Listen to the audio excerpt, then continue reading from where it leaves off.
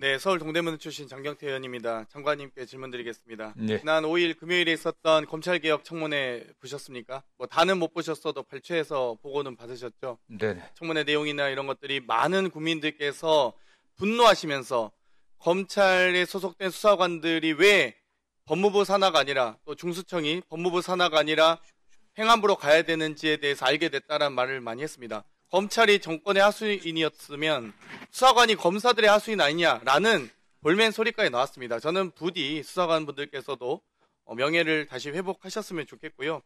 관목고 띠지 은폐 관련돼서 내부 감찰 보고서 보고 받으셨죠? 받지 못했습니다. 아직 보고 못 받으셨어요? 네. 이 감찰을 담당하고 있는 누가 감찰하고 계시죠? 이과장이? 네, 대검에서 지금 하고 있습니다. 대검 감찰부장은 김성동 감찰부장은 박성재 법무장관 임명했던 사람 아닙니까?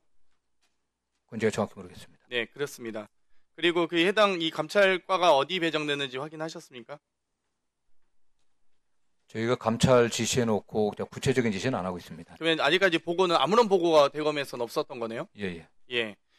지금 이 저희가 검찰개혁 청문회 과정에서 이 두 사람이 금요일에 있었던 청문회를 앞두고 일요일에 이미 둘이 만나서 일요일에 오후에 이 민간 자택에서 모여서 진술 모의하고 입을 맞추고 심지어 진술 자료를 만들었다라고 하는 것 자체가 사실상 만약 범죄 피의 혐의자들이 미리 만나서 사전에 입을 맞추고 그러면 그 말 자체가 증거를 인멸하거나 증거가 오염됐을 가능성이 증언이 오염됐을 가능성이 매우 높아진 거 아니겠습니까? 네, 그렇습니다. 사실상 근데 문제는 이 두 분이 진술 모의를 하고 그렇게 달달달 외웠는데도 불구하고 실제 진술한 내용과 여기 국회에서 답변한 대답이 다릅니다. 예를 들면 여기 보시면 진술 문건 혹시 제가 나중에 법무부에도 감찰부 하시면 혹은 또 상설특검에도 제공할 건데요.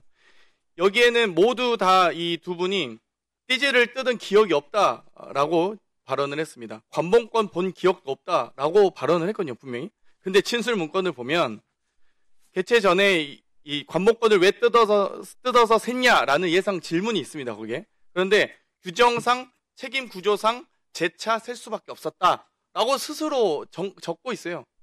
자기들이 입을 맞추고 사전에 모의해서 진술을 다 입을 맞춘 자료라고 스스로 국회에서 부끄럽게 증언을 해놓고 저희한테는 띠지를 뜯은 기억도 없고 관봉권 보면 기억도 없다라고 했는데 실제로 관봉권 뜯어서 샜냐라는 질문에 책임 규정상 셀 수밖에 없었다. 저는 평소대로 현금만 확인하고 등록했습니다. 라고 적어놨습니다. 그러면 이 여러 가지 증거 확보 과정에서도 증언에 대한 혹은 진술에 대한 증거 능력도 있겠습니다만 서면으로 본인이 스스로 작성한 그러니까 이런 청문회장에 오기 전에 작성한 내용이 더 신빙성이 높다고 봐야 되지 않겠습니까? 오염 가능성이 더 낮은 거 아닙니까? 그렇습니다. 일반 청문회장에 금요일날 와서 의원들의 질의에 대해서 답변한 내용보다 둘이 입을 맞춰서 생각을 정리해서 일요일날 서면으로 작성하고 심지어 거기 문서 양식을 보면 정확하게 메모지까지 돼 있습니다. 메모지의 시각분까지도 다 명시가 돼 있어요. 근데 그 메모지 양식도 검사들이 수사관들에게 지시할 때 쓰는 양식이라는 겁니다. 뭐 저는 검찰에 일해본 적은 없습니다만 딱 보시더니 다들 검찰에서 일하신 분들은 이거 다 검사들이 수사관 지시하실 때 쓰는 양식이다라는 증언이 많습니다. 여기에 대해서 저는 장관께서 정확하게 보고를 받으셔야 된다고 생각합니다. 그렇지 않습니까? 일단 그 감찰을 지시했기 때문에 장관이 거기에 관련해 갖고 계속 구체적 지시를 하는 게 적절치 않다는 판단에 지시를 안 했는데요.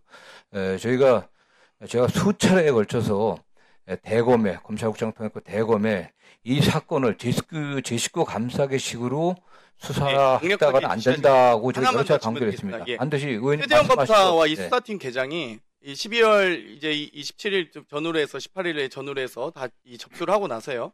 1월 9일 날 여기도 이 진술문에 써 있습니다. 문건에.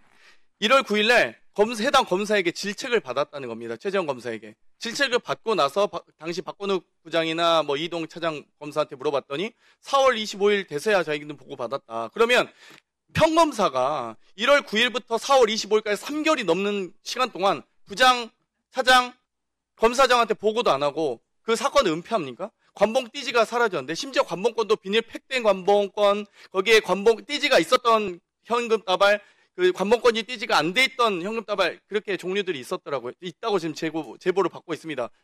그럼 거기에 대해서 과연 이 평검사가 부장 차장에게 보고하지 않고 3달씩이나 단독 범행으로 은폐할 수 있었을까요? 전 불가능하다고 봅니다.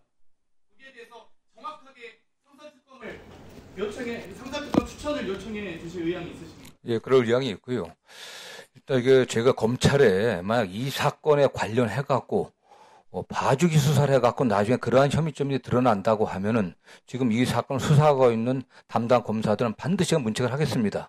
그래서 지금 의원님이 지적하신 부분들 이번에 청문회에서 나타난 그런 사항들이 수사에 반영돼갖고 한치 의혹이 없게 최선을 다하도록 지시하겠습니다. 수사관 2명에 대해서도 업무 배제 등의 격리 조치는 좀 해야 된다고 봅니다. 뭐 다른 부서로 좀 예, 근데 다른 수사관들과 함께 있음으로써 저도 지금 여러 제보가 있거든요. 네. 그 수사관을 통제하고 관리하는 수사관이 있다라는 제보가 있습니다. 그럼 나중에 제가 22일 청문회 때나 상사특검에 제가 자료 제공하겠습니다. 이상입니다. 네.